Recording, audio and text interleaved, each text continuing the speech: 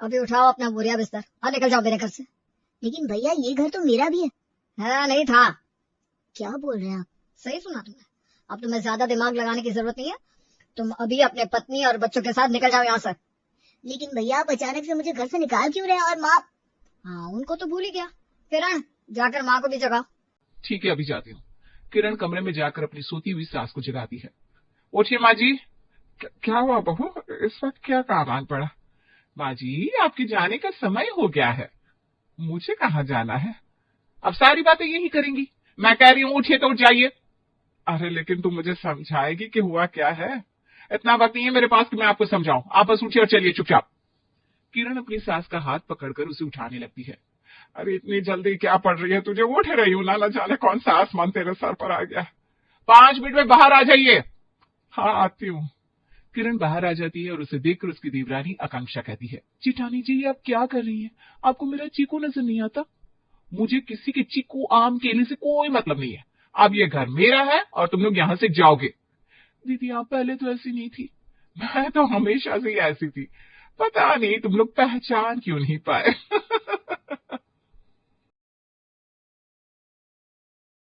पहचानते भी कैसे? आप हमेशा अच्छे होने का नाटक जो करती रही। तभी शांति भी अपने कमरे से निकल आती है और सबको हॉल में खड़ा देखकर पूछती है, कितनी ठंड हो रही है। अपना अपना कमरा छोड़कर तुम सब यहाँ क्या कर रहे हो? कौन से मुद्दे पर चर्चा चल रही है भाई? माँ, अब सारी चर्चाएं खत्म हो चुकी है। अब बस फैसला होना बाकी है। कौन सा फैसला? फैसला भी हो चुका है। अब निकालो इन सबको धक्के मारकर घर से बाहर। अगर थोड़ी भी शर्म बची होगी तो धक्के खाने का इंतजार तो नहीं करोगे तुम अजय? नहीं भैया, और अब मुझे लगता है कुछ कहने की जरूरत भी नहीं है। अरे कोई मुझे समझाएगा क्या नाटक चल रहा है यहाँ? कोई नाटक नहीं है माँ। तुम जाओ, अपना सामान ले आओ और 10 मिनट में निकल जाओ मेरे घर से। राजेश, ये तू क्या बोल रहा है? कौन सा घर? ये घर तो मेरा है, मेरे नाम पर है। वो जमाने गए माँ, जब ये घर तुम्हारे नाम पर हुआ करता था। अब ये घर मेरे नाम पर है। घर ही नहीं, दुकान भी। क्या? तुमने मेरे साथ धोखा किया बेटा? माँ किसे अपना बेटा बोल रही हो? सही कहा। इसका मतलब इसीलिए तो इतने दिन से मेरे दस्तखत लेने के लिए आगे पीछे घूम रहा था। चलो, अब तुम लोगों को समझ में तो आ गया। चलो अब निकलो यहाँ से मेरे घर से फटाफट। जल्दी जल्दी अपना सामान ले लो भाई, रात बहुत हो गई है, हमें सोना भी तो है। हाँ, मुझे सुबह रेस्टोरेंट संभालना है जाकर। भैया, क्या आपने मुझे बिजनेस से भी बेदखल कर दिया? अरे ये भी कोई पूछने की बात है? बिजनेस से भी, घर से भी। चलो जाओ यहाँ से। आकांक्षा, अपना और माँ का सामान ले लो। हम कहाँ जा रहे हैं पापा? कहीं तो जाएंगे बेटा, फिलहाल तो यहाँ से बाहर जाना है। हम घूमने जा रहे हैं। हाँ, चलो बेटा। अजय अपनी पत्नी, बेटे और माँ को लेकर घर से बाहर खड़ा हो जाता है। तभी किरण राजेश से कहती है, सुनिए। हाँ कहो। हम इस बेकार से ठेले का क्या करेंगे? बेवजह का कबाड़ा ये। तो क्या चाहती हो तुम? अरे वो तो तुम्हारे पापा जी की आखिरी निशानी है। हाँ तो ले जाओ इसे भी उठाकर। हमें अपने घर में कुछ कचरा नहीं रखना है। यही तो मैं कहना चाह रही थी। अरे ले जाओ भाई, इस ठेले को भी अपने साथ ले जाओ। दीदी, हमारे बारे में नहीं तो कम से कम बूढ़ी सास के बारे में तो सोच लेती। नहीं, नहीं सोचना मुझे, तुम ही सोचो। ठीक है, चलिए माँ जी।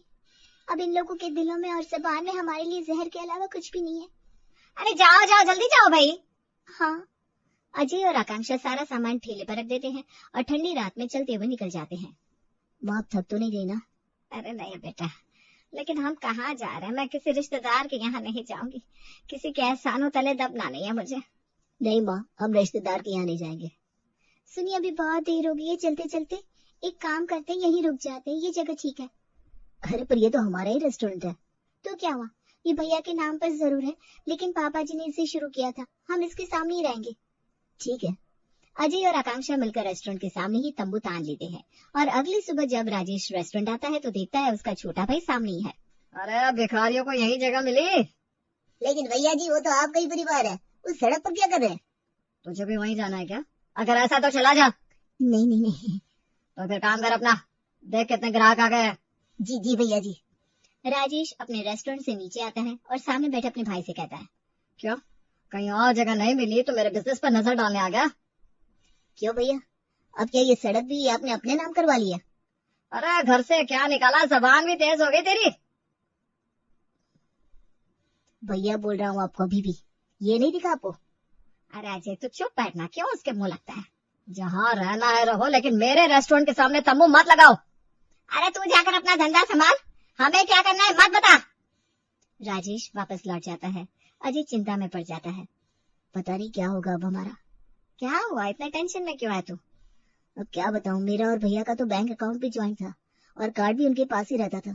अब तो जो ये थोड़े बहुत पैसे हैं मेरे पास, बस यही है। क्या मैं अपने मायके से? नहीं नहीं, क्या सोचेंगे वो सब हमारे बारे में, मेरे बारे में? तो फिर क्या करे? मुझे कोई और काम या नौकरी ढूंढनी होगी। हाँ, नहीं तो हम ऐसे कब तक रोड पर रहेंगे। नौकरी क्यों ढूंढनी है जब काम हमारे पास है? कौन सा काम माँ जी? हमारे पास ये ठेला है ना, अब हम फिर से यहीं से शुरू करेंगे। मैं कुछ समझी नहीं माँ जी। मैं समझ गया, लेकिन माँ इसे शुरू करने के लिए हमें थोड़े पैसे तो चाहिए ना पहले।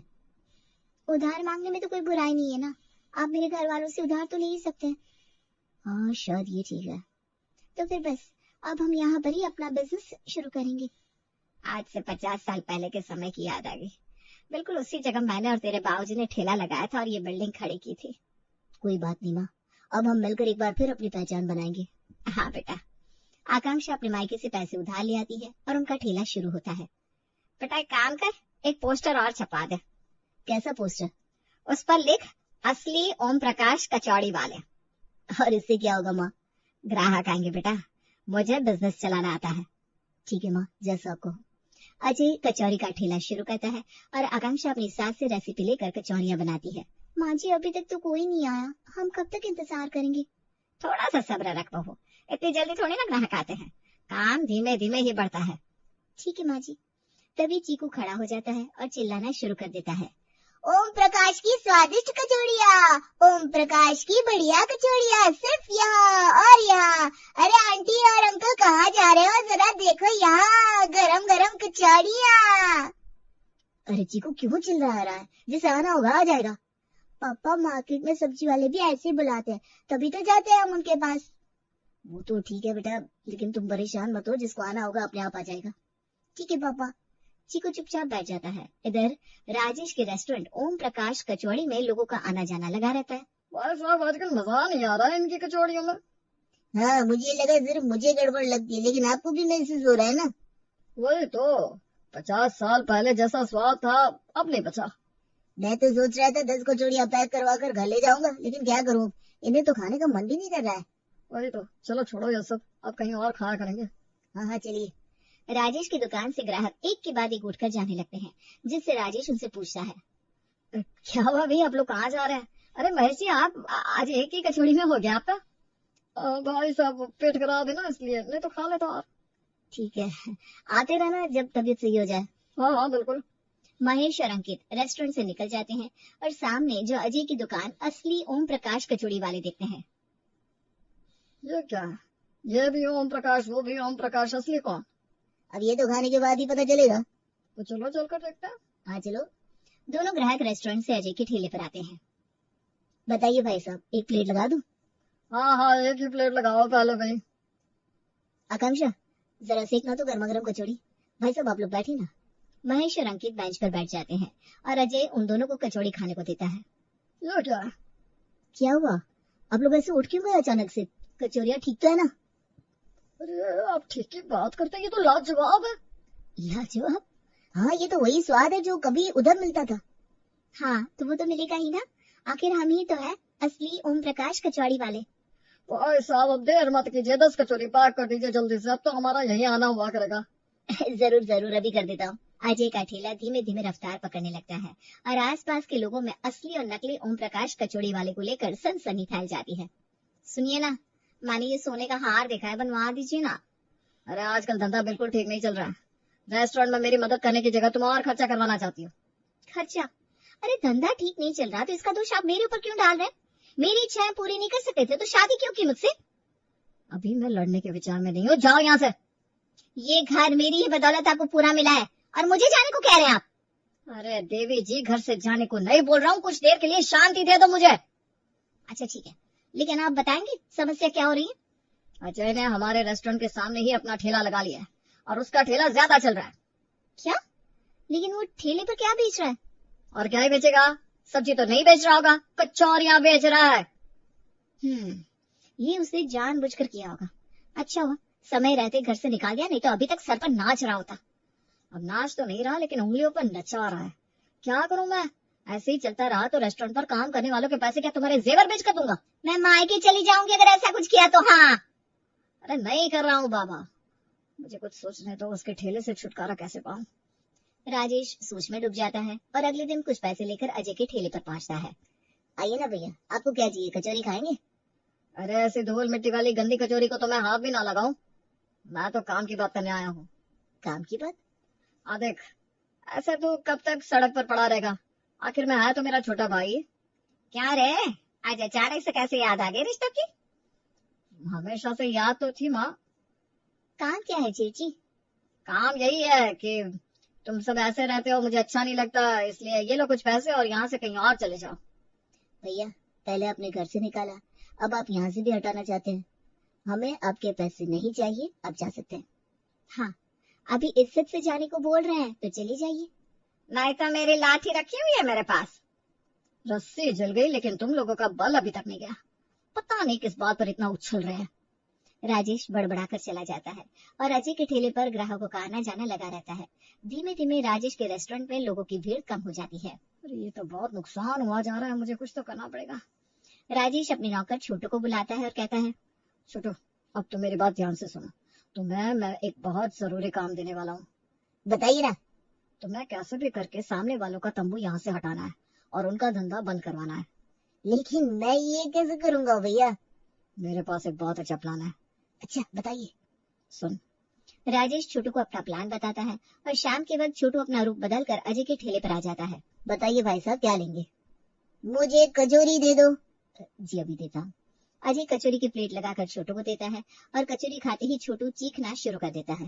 अरे ये क्या है, जान ही नहीं क्या लोगों की? अरे क्या हुआ, आप चिल्ला क्यों रहे?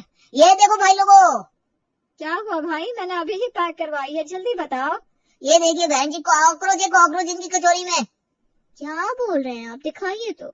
ये रहा इतना बड़ा कॉकरोच। छोटू सबको कॉकरोच दिखाने लगता है और वहाँ खड़े ग्राहक अपनी अपनी कचौरी नीचे फेंक देते हैं। राजेश ये सब अपने रेस्टोरेंट से देख रहा था। देख लो आप लोग, ऐसे सड़क के ठेलों से खाएंगे तो यही सब खाने को मिलेगा। भाई छोटू बहुत अच्छा काम कर रहा है।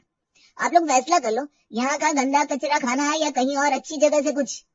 बात तो सही है, आज के बाद नहीं आएंगे हम। हमारे पैसे वापस कीजिए। हाँ हमारे पैसे वापस करो। हमारे पैसे वापस कीजिए प्लीज। और ये लो अपनी कचौरी। अरे आप सबके पैसे मिल जाएंगे, लेकिन आप लोग जरा शांत हो जाइए। आकांक्षा मसाले पीस कर वहाँ आई थी, उसके हाथों में मसाले लगे हुए थे। कहाँ है कॉकरोच, दिखाइए तो। आकांक्षा छोटू के पास जाती है और उसका दोना लेती है, लेकिन मसाले की वजह से छोटू को छींक आ जाती है और उसकी दाढ़ी नीचे गिर जाती है। ये क्या, कॉकरोच की जगह मुझे तो कुछ और ही दिख रहा है। अरे ये क्या हो गया? हाय हाय नकली दाढ़ी। नहीं नहीं, ये सब इनकी चाल है। चाल हमारी है या सामने वालों की? अरे भैया वहाँ से क्या देख रहे हैं? छोटू अपनी दाढ़ी उठाकर वहाँ से भागकर रेस्टोरेंट में घुस जाता है। अबे गधे, यहाँ क्यों आया? अब तो पक्का शक हो जाएगा उन लोगों को मुझ पर। निकल जाए यहाँ से, मेरा काम बिगाड़ दिया। राजेश छोटू को भगा देता है और नीचे आता है। मुझे तो पता ही नहीं था कि ये सब भी करता है। नौकर वही करते हैं जो उनसे करवाया जाता है भैया। अरे नहीं नहीं, ये उसका दिमाग था, मैंने कुछ नहीं किया। अरे भैया इतने लोग खड़े हैं यहाँ, कुछ तो शर्म कर लो। कितना और नीचे गिरना है आपको? अरे भाई मैंने कुछ नहीं किया। राजेश वहां से चला जाता है। अजय वहां खड़े ग्राहकों को देख कर कहता है, भाई लोग आप लोग इतने दिनों से यहाँ पर कचौरी खा रहे हैं, लेकिन आपको मुझ पर जरा भी भरोसा नहीं है। अरे भैया मैं तो कह ही रही थी कि आप लोग ऐसा कुछ नहीं कर सकते। आप लोग तो अच्छे से बनाते हैं चीजें, मैंने देखी है सफाई। वही तो, ऐसे वैसे किसी की चालों से हमारे असली ओम प्रकाश कचौड़ी वाले की दुकान बंद नहीं हो सकती। आकांक्षा और अजय की दुकान उनकी माँ के होने की वजह से अच्छी चलने लगती है। देखो मेहनत करो तो सब मिल जाता है। अम्मा ये दुकान आपकी वजह से है और आपकी असली रेसिपी की वजह से ही चल रही है। अब यह तो भगवान की कृपा है, हम तो बस काम कर रहे हैं। शांति की वजह से लोगों को समझ में आता है कि असली दुकान यही है और राजेश का धंधा बिल्कुल ठप हो जाता है 6 महीने बाद। अब तो हमने ठेले से दुकान खड़ी कर ली। माँ ये लीजिए, आप ही उद्घाटन कीजिए। बेटा मेरी तो बस रेसिपी थी, काम तो तुम लोगों ने किया। अरे लाओ मुझे दे दो, मैं काट देता हूँ रिबन, मैंने किया है सब। हाँ हाँ भाई ले, तू ही कर ले। सभी हंसने लगते हैं और अजय की दुकान ओरिजिनल ओम प्रकाश स्वीट्स शुरू हो जाती है। आप तो मुझे प्यार ही नहीं करते, कितने दिन से आपसे सोने का हार मांग रही हूँ। अब तुमने जो अलग करवाया ना धंधा, अभी भी समझ में नहीं आ रहा है तुम्हें। तुमने कहा था तुम्हें माँ की रेसिपी याद है, फिर क्यों अच्छी नहीं बन रही है कचौरियाँ? अरे मैं जा रही हूँ मायके, बनाओ खुद कचौरी। किरण अपना सामान उठाकर चली जाती है और राजेश अकेला ही घर में रह जाता है।